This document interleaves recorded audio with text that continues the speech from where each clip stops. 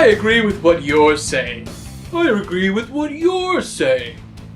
Stop agreeing with yourself. Stop agreeing with yourself. Hello and welcome to Glass Half Full Reviews, where we review everything that I've seen.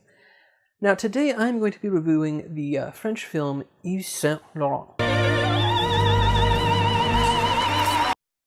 Now I must apologize in advance because I have already butchered this guy's name and I'm probably going to continue to do so. Yves Saint Laurent, I'm sure I'm saying that wrong again, was a very famous fashion designer from the 20th century, very influential in the realm of women's design. And was it something that I know anything about? No, not at all. I really am unfamiliar with him other than just as a brand name. I'm just not really a fashion guy. So I approach this movie as a biographical, biophasial picography, a biopic, if you will. And I just want to see, as a movie, does it tell me about his story, about the man himself, his importance? Does it succeed? Now what's very interesting is this year we're actually going to see two movies about this famous designer. This one, Yves Saint Laurent, and one later called Just Saint Laurent. Now, this first one is actually based off of a sort of official biography. The director and writer actually worked with the fashion designer's surviving business partner, and partner in love otherwise. So it's more of an official biopic, whereas the one that's coming out in the fall is not. Also, this one focuses on a much wider space of time from about 1958, when he was essentially first hired by Christian Dior, to about when he dies. Whereas the other one, the one that's in the fall, is a much shorter period of time, from I think 67 to 76 or so. It's really when he was very famous. So, what's happening with this movie? Well, basically it's about his rise. It's played by this guy whose name is Pierre Ligné, and he's a dead ringer. Dead ringer for the fashion designer based on my Google research. So, I guess good casting from that perspective. And he meets this guy basically right after Christian Dior dies, and he's taking over the creative direction of Christian Dior before he starts his own label, I guess.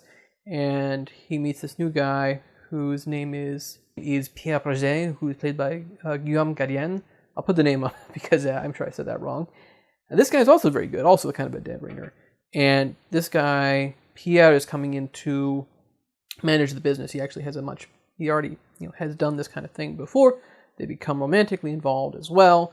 And the movie kind of shows us little bits and pieces of, they go off to Marrakesh when he kind of goes crazy. He has a lot of affairs. He takes a lot of drugs. Everyone calls him a genius. I mean, this is sort of a problem with a lot of biopics, that you don't necessarily get a real feel because they feel like they have to show you, okay, there was this, then there was that. There was this, then there was that. All these things that happened. Okay, don't forget about this. We have to forget about that one design.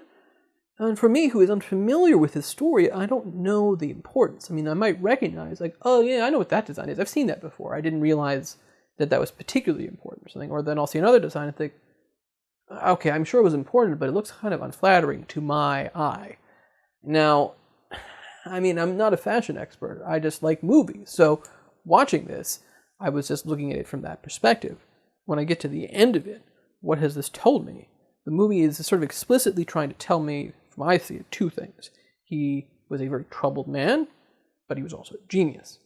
Now, one of these things I think it does a better job with, which is that he was troubled, because it shows a lot of how he was troubled, a lot of it.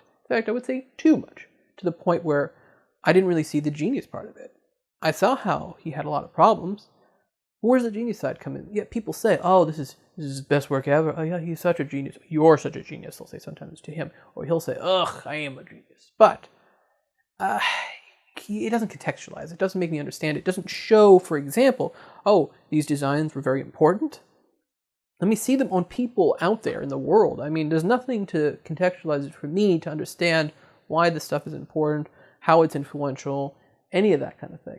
So for me, it seems like the movie was it's more like one of those Harry Potter movies, which seemed like they were designed for people who had already read the books. They know everything, they know every facet, so you don't need to have everything. You can cut out stuff. because it's fine.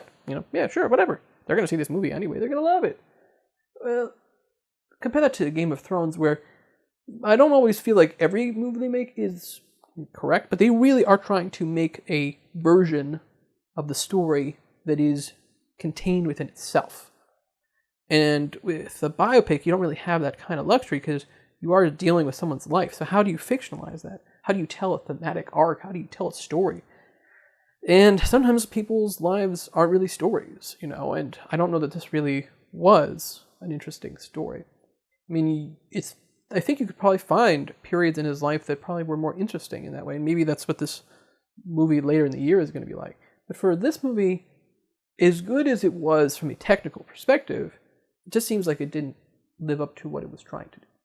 All right, that brings me to my 5-point breakdown. 5-point breakdown. All right, so the acting in this movie is actually very good. The two main guys, Guillaume and Pierre, they're both great. I mean, here I think was a little bit better. Yeah, he really should have portrayed the different waves of how difficult this guy was. I almost could believe that he was a genius based on this portrayal. Part of it was that the way it was written didn't quite live up to that, but this guy was very good. Guillaume had a much more subtle role. He had to be more of a wet blanket, which is a hard thing to do. I mean, sort of like a straight man in a comedy. It's kind of a critical role, but it's not easy to pull off. Sometimes there were specific things that happened in life where that came out of nowhere. And then it just moves on. So sure, that is something about life, but the movie just didn't do a good job of making me understand what was relevant about some of these particular pieces. Now, that being said, I thought the acting was pretty great across the board. If you can handle the French subtitle thing, I mean, what I should say is it's in French, subtitled in English. If you can handle that, I think you'd be able to be okay with the acting part of it. Let's move on to number 2. So, of course, the story of his life is interesting enough, but I feel like they didn't pick and choose correctly. I'm sure a lot of these incidents actually happened, or maybe they're slightly dramatized versions of some ways, or something like that. I just felt like it kind of got meandering, disjointed at times. So, for me, elements of the movie were more interesting than others. There were definitely parts that were really dragged. Like, we're still on this plot line? What's the point? They spent so much time in Marrakesh, for example, that I just got bored with that part of the movie. I just wanted to see something interesting and relevant, and not just, oh yeah, well, you spent a lot of time here doing nothing, so why don't we also spend a lot of time here doing nothing? If that's not accurate, well, that's not how I saw the movie, so that was a mistake. Let's move on to number 3. This movie also does look really nice. I think that it doesn't have too much of an indie look to it. It has a nice, clear, interesting way of going about things. Sometimes when it shows off some of the designs, I think it does a good job than other times.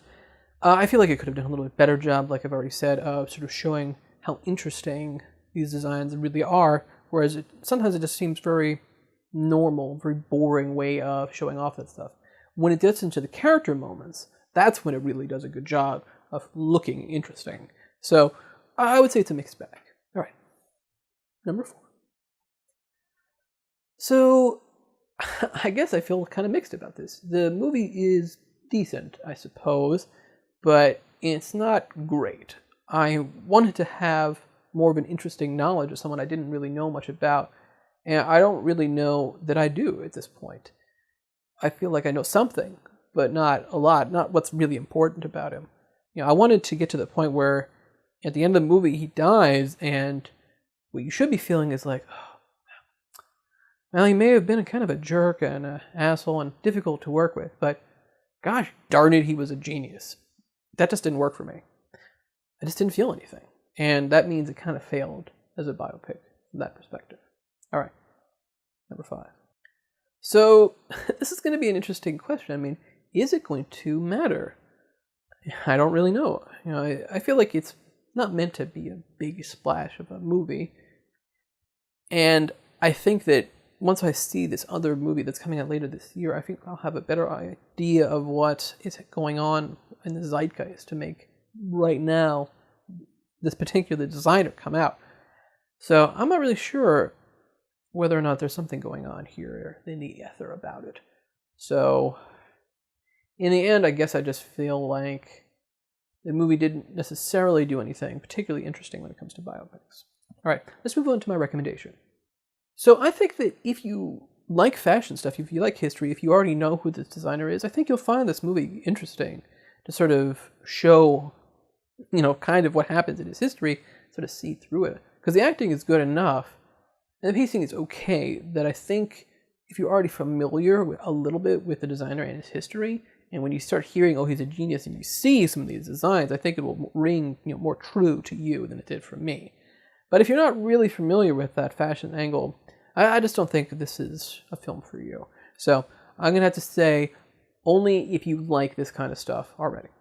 All right? Thanks for stopping by.